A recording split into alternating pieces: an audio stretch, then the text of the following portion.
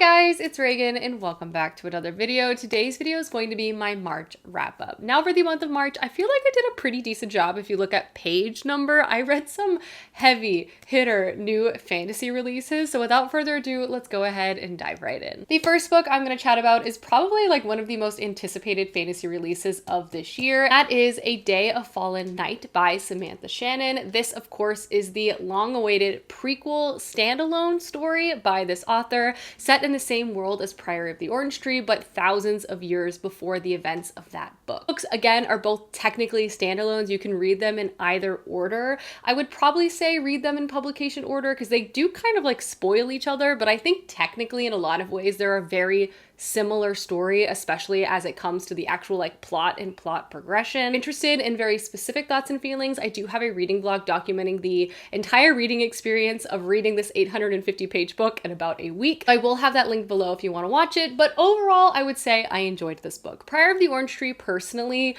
was a book I've always just felt was okay. I feel like Samantha Shannon is great at world building, creating great characters, but sometimes I feel like her plot pacing is a little off. Going into this book, I heard it was going to be even more political than the first one, and overall I do think it was better. Do I think it's a 5-star read personally for me? No. I think I gave this book like a 3.75 out of 5 stars, but I still think it's worth the read and has a lot of strengths to it. So the entire concept of this fantasy series is that it's set in a world comprised of many different kingdoms, and throughout each book you read from perspectives of different people residing in these kingdoms. This particular story opens up on a variety of different births, and you very much get the impression that their fates and lives are intertwined within this particular setting. This fantasy world also has the existence of these like dragon-like creatures. There are dragons made of fire and dragons made of water. And there's one particular dragon that's like evil incarnate, and he has been trapped below the earth for a very long time, and everyone is fearful of him. As a response to this reality and this lore, some kingdoms have developed a religion that is fearful of all dragons, while some kingdoms worship some, but not all, but they all fear dragons made of fire. Strength of this series continues to be the world building. Samantha Shannon crafts a really fascinating multi-kingdom fantasy world. I loved learning about not only the different cultures and governments, but also like the manifestation of different religion and ideology based on the same like historical event and origin. I think conceptually that was just really cool to see play out. The characters in this series are also very, very likable. You follow a slew of different, mostly women, as they take on various deeds to try to save the world. There's lots of different relationships to unpack. There's also a huge cast of queer characters, which I thought was amazing. I still just feel like the plot and the overall execution of the plot is just never fully landing for me. I also feel like Samantha Shannon, because she wanted this book to feel so political, tried to pack in so much. A lot of it worked, but some of it personally did not, and just some elements of the plot just felt not necessary or just like not fleshed out enough, and honestly at times felt random, particularly in the Western Kingdom. There was like a few moments surrounding the characters there that I was like, why was this even included? Overall though, as I already mentioned, I do feel like this is worth the read. I enjoyed the experience of reading this, and again I would give it like a 3.75 out of 5 stars. Not perfect, but it was entertaining. Next book I was able to read was another highly anticipated sequel, and that is The Tyranny of Faith by Richard Swan. Loved this book. This is the sequel to The Justice of Kings, another book I gave 5 stars when I read it, and the sequel was even better. I just love the concept, the execution, the character arcs, the conspiracy of this world. I cannot put it down. If you're not familiar, the Justice of Kings introduces us to the Empire of the Wolf. This empire has these individuals called justices, which travel the land and basically enact laws on behalf of the emperor. One of the most powerful justices is a character named Sir Conrad von Volt. He is magic, and he basically acts as the judge and executioner of the emperor's will. We do not read this story from the perspective of Sir Conrad von Volt, but instead his female apprentice, and she's actually writing this book from the future, so essentially reflecting on a series of events that led to a huge political spiral. In book 1, we're introduced to Helena and a few other characters, obviously Sir Conrad, and they're kind of investigating a series of crimes surrounding like aristocratic corruption, but you also begin to feel like the beginning of a simmer of a much larger problem and outright rebellion. Religion and religious fanaticism is a large part of this story too. So is different powerful groups like vying for power within this empire. That being said, going into book 2, I was really curious to see how the plot was going to continue to thicken, and oh boy, did it. If I thought book 1 was intense, book 2 was on a whole nother planet. Outright political conspiracy, just the absolute destruction of well-known agencies within this empire. We also travel to like the seat of government, so we're much more like in the heart of the mess. You also begin to see the larger picture of just how messy everything is, how bureaucratic everything is as well. Fascinating. The escalation of the plot, the character interactions. I flew through this book. I could not put it down. 5 out of 5 stars. For sure one of my new all-time favorite series. I'm excited to see what's going to happen next. I'm sad I have to wait so long for the next book to be released. I feel like it has it all. Like great character connections, a little bit of complicated romance, like lots of politics and intrigue, so much action, emotion. I am truly just such a huge fan. Next up, I read All Systems Red by Martha Wells. This is the first book to the Murderbot series, which I'm so excited that I'm finally dipping my toes into. All Systems Red is a very short book. It's about 160 pages and is much more a novella / short story. In it, we're introduced to a near futuristic dystopian-esque world where everything is controlled by the corporation. Here, survey teams basically have to get approval by the corporation to be sent to faraway planets and do very dangerous work. Basically, the lowest bidder wins. Not only are they sent to these planets with like the necessary materials to do their job, but they're also sent along with like AI robots to protect them, but mostly monitor them. And so enters our main character, Murderbot, who was one of these corporation-owned AI robots sent on one of these missions. But Murderbot is different because they have hacked into their own software, basically turned off all of the rules and expectations that is put on them, and they're generating their own consciousness and personhood. Murderbot is honestly an icon. They're an introvert. They don't really want to interact with anyone, and they basically just want to spend all their time watching their favorite television shows, and they especially don't want the humans on their mission to notice that something is different about them. That being said though, Murderbot does care about the protection of humans, and as this survey mission rapidly gets much more complicated, you see Murderbot begin to work and live alongside these humans in a very fascinating way. I really liked this first book. Obviously, it's not very long, so there's not much I can say, but I will say I love Murderbot's personality. I loved the near future setting. I think conceptually it's super cool. Obviously there's so many books left to read, from short stories to like full-length novels, and I can totally see how Murderbot would really center that entire experience. The pacing was honestly fine. Not much really happened in terms of plot. I wouldn't say there was like enough space for me to feel emotionally connected to anyone but Murderbot, but I do feel very intrigued by this world that Martha Wells has created, and I already have the second book on my TBR for the following month, so I will definitely be continuing to read along. Next book I was able to read is The Last Tale of the Flower Bride by Roshni Chokshi. This is Roshni's debut adult novel, and I was so excited to pick it up because honestly, just based on the synopsis, I knew it was going to be a book for me, and wow, was it. This story is a strange, beautifully written, modern fairy tale that's dark and sinister, but also full of like human heart and emotion, and I loved every single delicious metaphor that was written in this story. The synopsis of this book goes, once upon a time, a man who believed in fairy tales married a very mysterious woman named Indigo Maxwell. She had a few stipulations for their marriage to go through, and that is he must never ask about her past or really inquire into her family at all. He readily agrees, and at first their marriage is going wonderfully. To a degree. Everything becomes much more complicated though when Indigo receives a note that her estranged aunt is dying and she must return back to the family home. Now in this new location, the bridegroom can't help but to be a little bit nosy and begin to ask questions into Indigo's past, creating a lot of tension between the two. I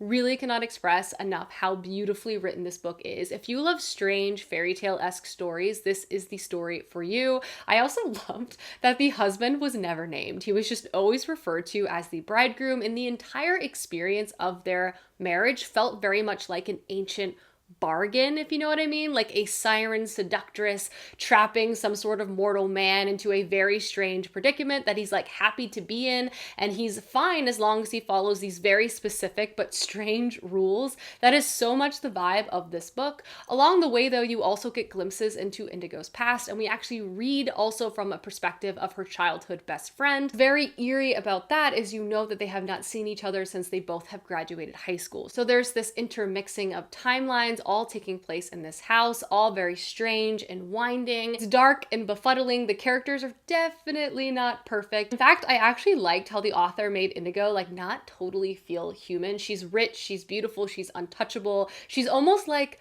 godlike in a mythological sense, you know what I mean? But this was an absolute vibe from beginning to end, and I would give it like a 4.25 out of 5 stars. The next book I was able to read was another very highly anticipated fantasy release. There was many big books coming out this month, and I'm happy to report that I was able to also get to The Adventures of Amina Al-Sarafi by Shannon Chakraborty. This, of course, is the same author who wrote the Davabad trilogy, one of my all-time favorite trilogies, and she's coming out with a new book series centering our main character, Amina Al-Sarafi, and wow, was this book an absolute romp. It was fun, it was funny, it was full of adventure and magic and history. It was just kind of like a delightful read. It was light. I wouldn't say it's like heavy on the politics or the intrigue. The Davabad trilogy is a much darker and I think more complex and nuanced read. Doesn't mean this book is by any means worse. It's just different in style, and it was a blast. But The Adventures of Amina Al-Sarafi introduces us to our main character, Amina. She is a very notorious ship captain. At the beginning of this book, she is living as a recluse, and she is very much retired. She's living with her daughter,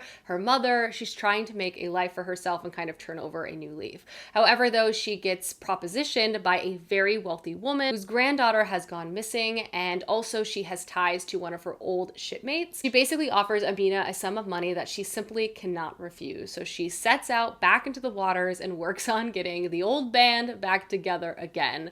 And we watch Amina as she traverses all around this area, getting all different types of trouble, both like normal political trouble and like magical, mythical trouble as well. A perfect combination of history and historical references with a touch of fantasy and magic. Amina roots this story so well. Book 2 is also structurally written as a story being told to us. So there's some type of scribe who's being told all of these stories by Amina herself, and then it's being told to us, which works so well for the stylization and just the overall setting of the book. I love a feeling of like a grand tale being told to me by the fireside, and that's definitely the vibe of this book. Amina is so unbelievably likable, and also having an older female character center the story was just fantastic. And I also just feel like is a rarity within the fantasy space itself. She's experienced, she's smart, she's made mistakes, she's trying to grow from them. She just has so much history and experience to pull from, and I loved it. I also really appreciated watching her like slowly reconnect with a lot of her old crewmates, overcome like past hurt and past misunderstanding, and seeing the camaraderie in everyone was just a delight. The adventure itself was honestly in some aspects straightforward, but I honestly like don't even care. There's so many mysteries and secrets from Amina's past that began to crop up, and it was just so much fun. Like I keep saying how fun this book was, and I just found it to be so entertaining and lighthearted and exactly what I was looking for. And yes, I keep saying like lighthearted, but it does have a lot of heart to it from the characters and the emotions and the motivations of so many people in this book. Like it just makes you love everyone, and it was just again a blast. All that to say, I would give book 1 in the series like a 4.25, 4.5 out of 5 stars. I can't wait for the next book. I just feel like this series is going to be amazing. Last 2 books I was able to read is first Sword Heart by T. Kinfisher. I completely derailed my own TBR. I was looking for a lighter read. I came across this particular book, and I already knew I really enjoyed the author's writing because she also wrote Nettle and Bone. This story is a fantasy romance book, meaning it is a story set in a fantasy world, and there's definitely fantasy mechanics like an adventure, a quest, enemies that you have to go through, but I would say primarily it's also like a romance and about the relationship and the slow tension building up between our 2 main characters, which I always think is such a fun combination. Like I love a little adventure alongside my romance, you know what I mean? But in this story, we're introduced to our main character, Hala. Hala is in a very precarious situation. She herself is a young widow, and she has just inherited a large sum of money from her great uncle-in-law. And now all of her terrible in-laws are chomping at the bit, trying to steal all of her money, force her to marry someone she doesn't want to, and she's currently locked within a room with no escape until she decides to open up a sword, and out pops a knight who's trapped inside this sword named Sarkis. And because she has pulled the sword from the scabbard, he is now like sworn to protect her. He then breaks her out of her family's home, and they set out across the land to try to figure out how to protect her, how to secure her assets, all of that. Along the way, they have to overcome various obstacles. They meet people who kind of join their party, and they also begin to grow show a romance between each other. Honestly, I will say this book is a little spicy. Overall, this book was just so fun and easy. I needed something lighter because of the next book I'm about to talk about. I was reading at the same time, which is very, very dark. It's very straightforward in its plot and style, but I also found that to be rather comforting. Like, I really wasn't looking for something that was gonna like make me sad or make me cry or surprise me. I wanted something like expected and straightforward. In that same vein, the tropes that the characters kind of fall into are pretty conventional in terms of our main character's innocence, our male main character's like maleness, but they were really likable characters all in all. I love their communication, their banter. This book was funny and endearing,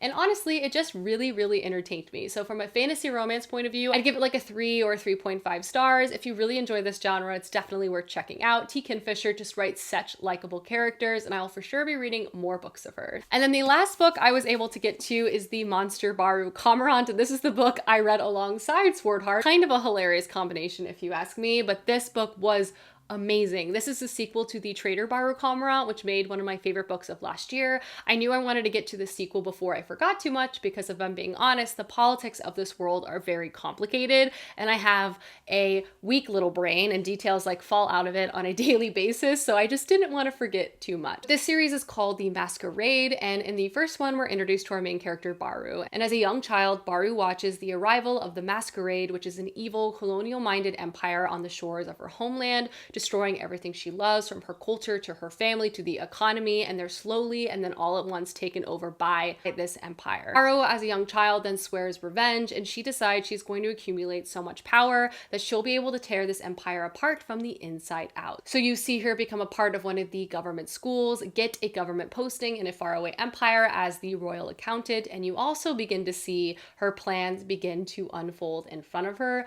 I'm obsessed with this series. It's dark. If you want a series that has a lot of gray morality, this is the one for you. I always describe it as a series that centers like a Glokta or a Tyrion-like character, because so much of the plot mechanics of this book centers around politics, and not like war or military or violence, but instead like the economy. And you see Baru make decisions and have backdoor dealings, and you slowly see the consequences of these wherever she goes, and it's fascinating and so unbelievably dark. Like, this series is not for the faint of heart. The topics, the conversations, just the pure evil that radiates for some of these characters, especially those that are trying to build this empire, is disgusting. But also having a character, Baru Cormorant, who's going to attempt anything to try to tear them apart, is also a character you want to root for. Going into book 2, I was really curious to see how the plot was going to continue to develop. We see Baru again in a new area and environment, having to kind of maneuver her way around, which was great. She's also surrounded by more characters who have their own secret motivations. What's so intense about this series is you never know who you can trust. And in fact, you just assume Baru can trust